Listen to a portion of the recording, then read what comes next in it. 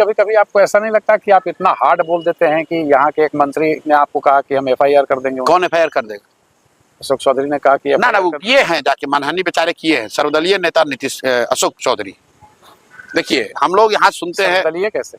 मैं बता रहा हूँ कैसे। जैसे हम लोग सुनते हैं ये नेता इस दल में थे, छोड़कर दूसरे दल में चले गए, दूसरे दल को छोड़कर तीसरे में चले गए। अशोक चौधरी इन सबसे ऊपर है। उन्होंने इतना दिमाग लगाया कि एट ए टाइम हम सब दल में रहेंगे।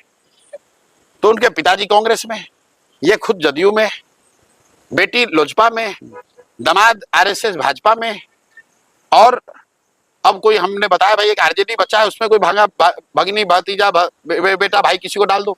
तो इसलिए मैंने कहा ये सर्वदलीय नेता है, किसी भी दल को वोट दोगे इसी को जाएगा। जैसे हम लोग कहते हैं ना भोजपुरी में कि घी चाहे दाल में गिरे भात में गिरेगा थाली में ही। तो अशोक चौधरी सर्वदलीय नेता है।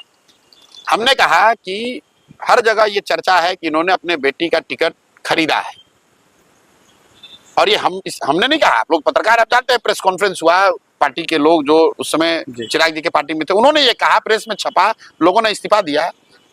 तो ये आदमी कहा कि हम जाके इनको प्रशांत किशोर पर मानहानि करेंगे, तो जा कर दो भाई।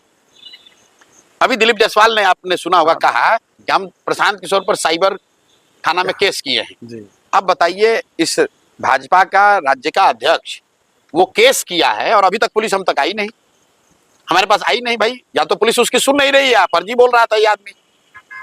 अगर दिलीप जायसवाल ने केस किया है कि मैं साइबर क्राइम कर रहा हूं, तो साइबर क्राइम वाले अफसर क्या उसकी बात सुन नहीं रहे हैं, या दिलीप जायसवाल ने सबको बेवकूफ बनाया?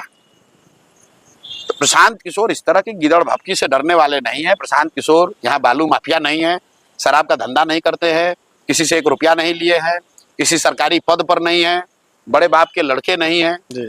अपनी मेहनत से, अपनी हुनर से, अपने